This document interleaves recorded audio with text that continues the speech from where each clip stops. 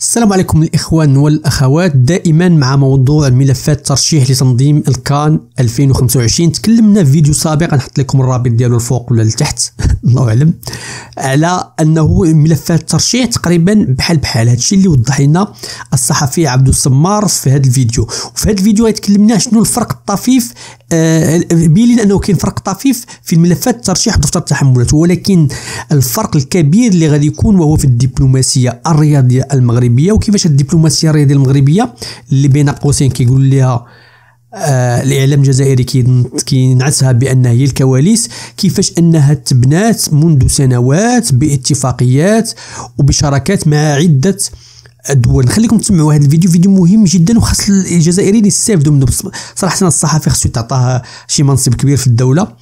تبعوا الفيديو. لك أول مرة كتجي القناة، لايك واشتراك بطبيعة الحال لكي لا يفوتك الجديد، وشكرا للناس اللي كيديروا لايك قبل ما يسالي الفيديو. نتلاقاو في الأخير نشوفوا شنو قال في هذا الموضوع. Beaucoup d'entre vous l'ont commenté, partagé et diffusé dans le réseau. Concernant la course à laquelle se livrent l'Algérie et le Maroc, pour ne pas dire la lutte en fait à laquelle se livrent l'Algérie et le Maroc pour remporter l'organisation de la Coupe d'Afrique des Nations de 2025.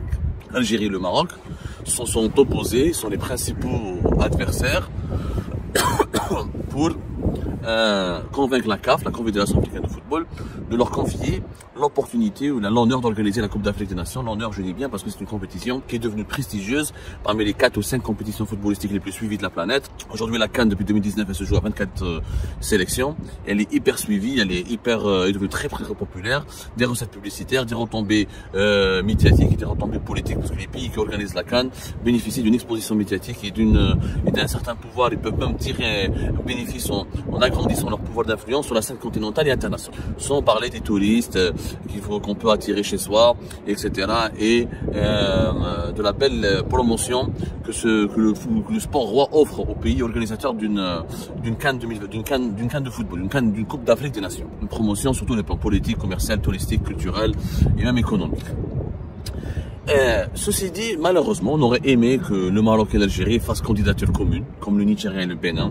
Imaginez une Coupe d'Afrique des Nations organisée dans les deux pays, au Maroc comme en Algérie, à Marrakech comme à Oran, à Tanger comme à Alger, à Rabat comme à Constantine ou à Annaba. Ça aurait été une très belle Coupe d'Afrique des Nations, on aurait eu une organisation exemplaire et ça aurait été un tremplin pour amorcer une véritable réconciliation entre les deux pays qui malheureusement sont divisés par un conflit politique qui dure depuis des décennies, mais qui a pris des dimensions et des proportions très alarmantes et dramatiques depuis la rupture des relations diplomatiques entre les deux pays, notamment depuis la crise, depuis l'été 2021. Quand on parle du Maroc, c'est pas pour complexer l'Algérie. L'Algérie n'est pas inférieure au Maroc, le Maroc n'est pas inférieur à l'Algérie, l'Algérie n'est pas supérieure au Maroc, le Maroc n'est pas supérieur à l'Algérie. Ce sont des pays différents. Deux pays complètement différents, qui ont des atouts différents, qui ont des potentiels différents, et qui ont des qualités et des défaillances à la fois. Et les deux pays sont vraiment complémentaires parce qu'ils sont tellement différents qu'ils peuvent s'enrichir l'un et l'autre. Chacun avec ses atouts et chacun avec ses capacités dans des secteurs respectifs. Dans cette compétition sportive qui est la CAN, dans cette lutte, dans cette course pour l'organisation de la CAN, l'Algérie devrait, à mon avis, et je lance le débat aujourd'hui, et dites-moi ce que vous en pensez, à nos amis algériens et marocains, je pense que l'Algérie devrait apprendre du Maroc, d'une qualité que le Maroc a beaucoup développée et qui manque cruellement à l'Algérie. Cette qualité, c'est la diplomatie sportive. La CAF, la Confédération africaine de football, devra juger les deux dossiers qui seront présentés, qui n'est pas les critères de sélection, les 6 stades. Les 6 stades sont des capacités d'accueil bien précises, les hôtels, les capacités hôtelières, les capacités d'hébergement des deux pays, les infrastructures de transport, les infrastructures aéroportuaires. Tout ça, c'est des critères dont nous avons parlé hier, mais qu'il y a aussi le travail de coulisses. Le travail de coulisses, c'est la diplomatie. C'est-à-dire quel est le pays qui peut influencer les instances de la Confédération africaine de football, quel est le pays qui dispose de la plus grande influence auprès des autres pays africains, qui ont des représentants auprès de la CAF et qui vont voter au final dans une commission pour choisir le pays organisateur de la Coupe d'Afrique des Nations 2025. Malheureusement pour l'Algérie, il faut reconnaître que dans ce domaine-là, le Maroc a fait des progrès énormes. Le Maroc s'est doté d'une véritable diplomatie sportive qui est en train de faire des ravages et de faire le buzz sur le continent africain. Par exemple, le Maroc, il a 44 accords de partenariat avec des fédérations africaines de football de plusieurs pays de l'Afrique de l'Ouest notamment ou de l'Est. Le partenariat, c'est quoi? Les équipes nationales africaines qui n'ont pas de stade homologué dans leur pays, qui n'ont pas d'infrastructure, qui n'ont pas de terrain d'entraînement, en partenariat, c'est le Maroc qui les accueille pour leurs entraînements, pour leur formation. Le Maroc forme des arbitres africains, forme dans des écoles de formation des joueurs africains. Le Maroc s'est même fait des accords pour financer des stades dans plusieurs pays africains, Côte d'Ivoire, au Sénégal, en Zambie, en Gambie, etc. Des accords de financement, des accords de financement d'infrastructures, des échanges de connaissances, des techniciens, des entraîneurs marocains partent dans les pays africains. En plus, récemment, notamment lors de la Coupe vous avez certainement remarqué cela, beaucoup de nos amis algériens, nous avons remarqué cela parce que lors de la phase éliminatoire pour la Coupe du Monde 2022, plusieurs pays africains ont joué au Maroc. Comme le Burkina Faso, que nous avons affronté à Marrakech, rappelez-vous. Il y a des pays africains dont les stades n'ont pas été homologués parce qu'ils sont par la CAF, par la Confédération africaine de football, parce qu'ils ne correspondent pas aux normes minimales fixées par le cahier de charge de la FIFA, la Fédération internationale du football. Quand les stades n'ont pas de bonne pelouse, n'ont pas des vestiaires en bon état, n'ont pas des pistes de stationnement, ou là n'ont pas, comment dirais-je, des aires de stationnement, ou là n'ont pas des infrastructures sanitaires, quand les infrastructures ne sont pas conformes aux normes fixées par la FIFA, eh ben ils sont obligés d'aller jouer leur match ailleurs. Le Burkina Faso, par exemple, il a joué son match ailleurs. Il a joué au Maroc, le Niger, le Mali, le Soudan du Sud, Djibouti. Toutes ces sélections ont joué, ont disputé leur match sur des stades marocains. C'est le Maroc qui a accueilli les rencontres et les matchs internationaux. Ce qui a conféré au Maroc une dimension importante sur la scène footballistique. C'est devenu une terre d'accueil. C'est-à-dire que le Maroc, il avait sa sélection nationale qui jouait dans des stades. Au même moment, dans d'autres stades, dans d'autres villes marocaines, il y a d'autres sélections africaines qui jouaient, comme le Burkina Faso qui a joué contre l'Algérie à Marrakech parce qu'il ne pouvait pas jouer à Ouagadougou, comme le Mali qui ne pouvait pas jouer à Bamako, le Niger qui ne pouvait pas jouer à Niamey, Djibouti qui ne pouvait pas jouer à Djibouti, le Soudan du Sud, etc. Et d'autres sélections. Et ça a fait du Maroc un pays qui est prêt, qui donne l'impression, d'ores et déjà, sans même être se lancer, déposer sa candidature pour organiser une compétition sportive internationale, ça donne l'impression au Maroc que le Maroc est prêt parce qu'il a des infrastructures qui sont prêtes et qu'il a un réseau diplomatique. Il a déjà une capacité d'influencer les autres pays africains. C'est vraiment un atout que le Maroc va énormément exploiter. Vous allez voir qu'il risque de peser, malheureusement, dans cette course pour l'organisation de la CAN 2025 en défaveur de l'Algérie. Et ça risque d'exclure, l'Algérie risque de perdre parce que le Maroc, diplomatiquement, il a de l'influence. Il n'y a pas que le dossier technique, il n'y a pas que la qualité des stades, la qualité des hôtels, la qualité des aéroports, la qualité des infrastructures, la qualité des peleuses et aussi les coulisses qui relèvent de la diplomatie. Avec le Maroc, pour la CAN 2025, plusieurs ministres marocains sont partis dans des pays africains. Ils ont rencontré des chefs d'État, ils ont rencontré leurs homologues, ministres chargés du sport, etc., des ministres de plusieurs portefeuilles, pas uniquement de la jeunesse et des sports, de plusieurs portefeuilles. Ils ont fait une tournée dans plusieurs pays africains pour les convaincre de soutenir la candidature du Maroc, pour soutenir la cause du Maroc. Malheureusement, l'Algérie n'a cette diplomatie sportive. Et pourtant, nous avons énormément de potentiel.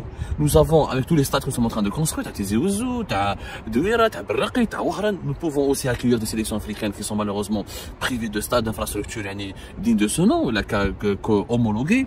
On a des capacités aussi pour former des joueurs africains, pour former des entraîneurs africains, pour former des arbitres africains. C'est tout à fait possible.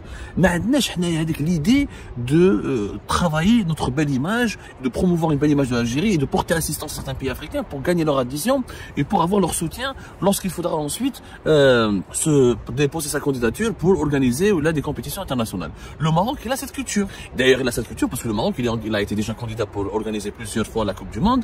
Il organise pour la 3e fois cette année la Coupe du Monde des clubs. Il veut être candidat pour la Coupe du Monde de 2030. Donc, il a l'habitude et il a déjà, il a déjà le savoir-faire, il a la prise de conscience nécessaire, il doit développer son image à l'international, une bonne image, une belle image, et pour cela, il faut renforcer la coopération internationale. L'actuel président de la Fédération marocaine du football, Fawzi El Rja, il est très connu au sein de la CAF, il est très influent au sein de la FIFA, il est devenu ministre du budget depuis 2021, il a un poste politique. On était très influent. Jusqu'à de 2014 à 2017, de 2010, je dirais même, à 2017, grâce à Raourawa, on avait beaucoup d'influence à Raourawa avec son carré. J'ai fait beaucoup d'articles sur lui, beaucoup d'enquêtes, ses affaires économiques, ses affaires financières, sur son enrichissement un peu troublant, mais quoi qu'il arrive, c'est un monsieur.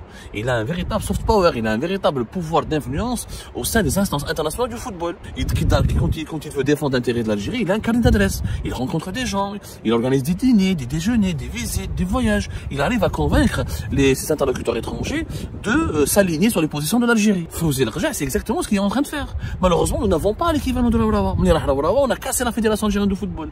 Les actuels présidents depuis le départ, alors Zotché, il avait la possibilité de rester et de perdurer un petit peu l'héritage de Rawa. Malheureusement, il a été saboté par le clan de Tebboune, il a été enlevé au Djabou.